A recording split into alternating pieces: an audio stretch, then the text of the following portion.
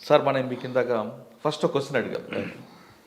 Ram Gopal Varma yes ఆ వ్యక్తిని చంపి ఆ తల తీసుకొచ్చి ఇస్తే ₹1,00,00,000 ఇస్తారని ఒక వ్యక్తి ఒక టీవీ డిబేట్లో అనౌన్స్ చేశాడు. ఎస్ అదేదో సంచేషన్ కోసం చేశాడు అనుకుందాం. అవును. దాని వెంటనే ఇంకొక వ్యక్తి స్పందించాడు, ఆన్సర్ చేశాడు, ఎస్ నేను మీ ఛాలెంజ్ని స్వీకరిస్తాను, తీసుకొస్తానని. అవును.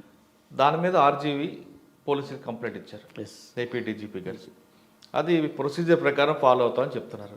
సార్ ఇది కాగజబుల్ వస్తుందా, నాన్ కాగజబుల్ వస్తుందా? ఒకవేళ వస్తే ఏ సెక్షన్స్ పెట్టచ్చు? సార్ ఖచ్చితంగా నా ఇంప్రెషన్ అయితే 115 ఆఫ్ ఐపీసీ కింద 506 కింద వస్తుంది. 506 నాన్ కాగ్నిజబుల్. ఈ ఏదైతే యాక్ట్ దాని subsequent consequence reaction comes under 115 of IPC part 2 punishable with 14 years.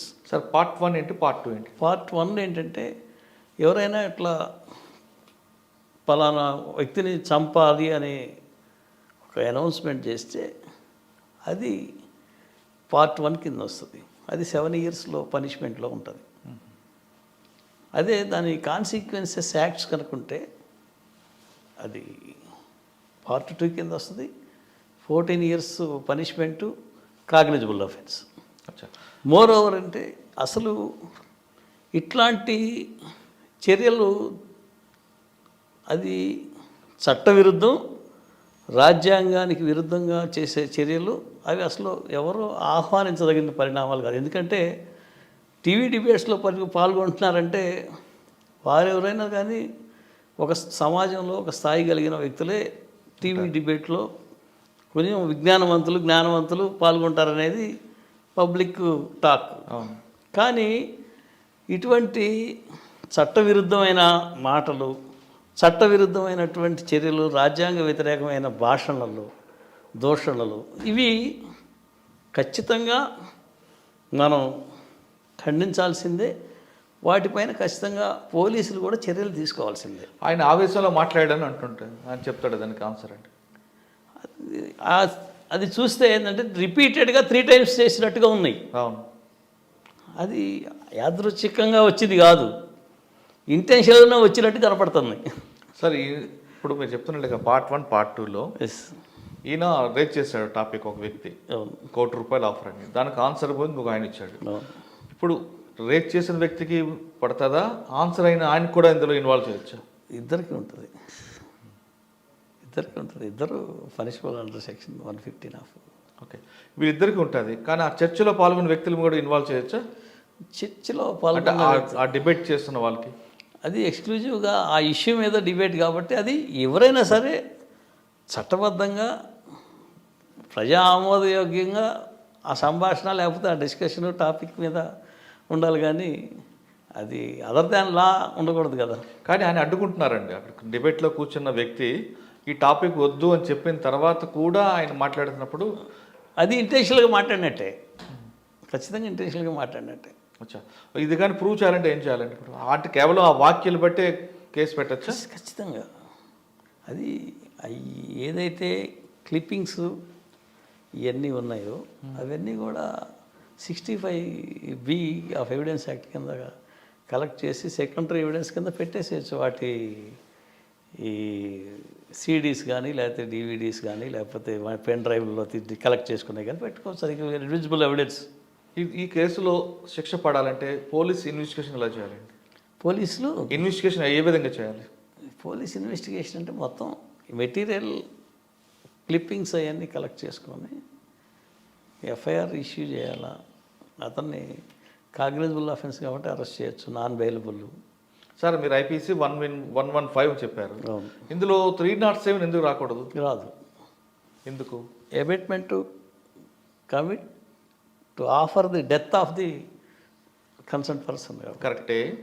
దీన్ని అటెంప్ట్ మర్డర్ కింద రాదు అసలు. అంటే ఇప్పుడు ఆయన ఆఫర్ ఇచ్చాడు కాబట్టి అబేట్మెంట్ కిందనే వస్తుంది. ఓకే, రేపు ఆ వ్యక్తి మీద దాడి చేయబోయాడు అనుకుని అప్పుడు వస్తుంది 307. అప్పుడు 302 రాదు. దాడి 307. 307 వస్తుంది, ఖచ్చితంగా వస్తుంది, ఎవరైనా అటెంప్ట్ చేస్తే. చేస్తే వస్తుంది. ఓకే. కానీ ఇటువంటి చర్యలు చూస్తుంటే ఏమనిపిస్తుంటుందండి? ఒక వ్యక్తిని చంపమని ఆఫర్ చేయడం, ఇంకో వ్యక్తి ఆన్సర్ చేయడం, ఇది అంటే నాగరిక ఇటువంటి సిచ్యువేషన్ ఫుల్ స్టాప్ పడాలంటే ఏం చేయాలి? నాగరిక సమాజం ఆమోదించని విషయాలు ఇవి. ఇటువంటి చర్యలపైన ఖచ్చితంగా పోలీసులు యాక్షన్ తీసుకుంటేనే ఇంకొకళ్ళు ఎవరు రిపీట్ చేయకుండా ఉంటారు. మోర్ ఓవర్ ఇటువంటి మాటలు చేతలు చేసేవాళ్ళని డిబేట్స్లో కూడా ఎలో చేయకూడదు.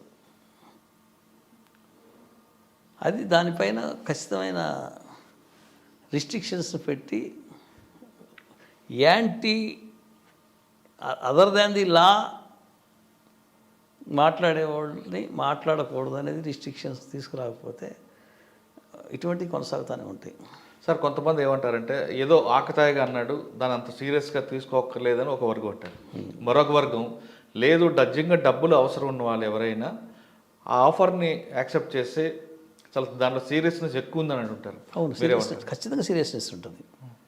ఖచ్చితంగా ఇతను సిద్ధపడి ఇవ్వటానికి తీసుకొని యాక్షన్ చేయడానికి వెళ్ళే పరిస్థితి ఉన్నప్పుడు నిజంగా సివియర్ అఫెన్స్ అది. సార్, గతంలో కూడా ఇటువంటి కేసు బాంబేలో జరిగినట్లుంది కదా? అవునండి, ఒకసారి ఐ థింక్ దీపికా పడుకునే కేసు అనుకుంటా. ఆమెతో పాటు ఇంకొక కేసులో కూడా అవును జరిగింది. అప్పుడు ఆ కేసులో శిక్ష పడింది వాళ్ళకి? అంటే ఇంకా ట్రైల్ అయినట్లేదండి, అది రిజిస్టర్ చేశారు కేసులు అంతే. ఓకే సార్, ఇప్పుడు ఈ వ్యక్తి ఆఫర్ ఇచ్చాడు, కానీ ఆర్జీవి గారికి మీద ఎవరికో వేరే వాళ్ళకి కక్ష ఉందనుకోండి, వాళ్ళు ఎవరు అటెంప్ట్ చేస్తే ఈయనకి వస్తుంది అది? అది ఎవరు చేశారనేది ప్రూవ్ కాకపోతే రావచ్చు, ఖచ్చితంగా రావచ్చు. ఇటువంటి ఇకపై జరగకుండా అంటే పోలీస్ సీరియస్ ఖచ్చితంగా యాక్షన్ తీసుకోవాల్సిందే సార్. ఓకే. అంటే ఎందుకంటే కేసుని ఇంకా ప్రొసీజర్ అంటూ తాత్సారం చేశారు అనుకోవచ్చు మనం. అంటే ఇప్పుడు జనరల్గా ఇటువంటి కేసులు జరిగితే కాగజబుల్, నాన్ కాగజబుల్. కాగజబుల్ అయితే వెంటనే ఎఫ్ఐఆర్, నాన్ కాగజబుల్ అయితే కోర్టు పంపించి కోర్టు ద్వారా తీసుకొస్తారు. కానీ ఇక్కడ కాగజబుల్ కనిపిస్తుంది కదా, కనిపించిన తర్వాత కూడా ఎందుకు డిలే చేస్తున్నారు? ఇమీడియట్గా చేయాలి వాళ్ళు, పోలీస్ చేయాల్సిన డ్యూటీ అదే. దీని వెనక ఏమైనా అంటే మేబీ ఇన్ఫ్లుయెన్సెస్ ఉండొచ్చు ఏమన్నా. సార్, ఇంకా ఫైనల్గా వద్దాం. ఈ డిపార్ట్మెంట్కి వచ్చే వాళ్ళకి మీరు ఇచ్చే మెసేజ్?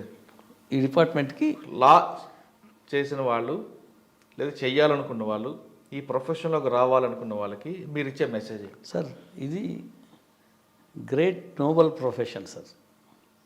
చాలా గొప్పోళ్ళు ఈ ప్రొఫెషన్ని వృత్తిగా తీసుకొని చేస్తున్నారు.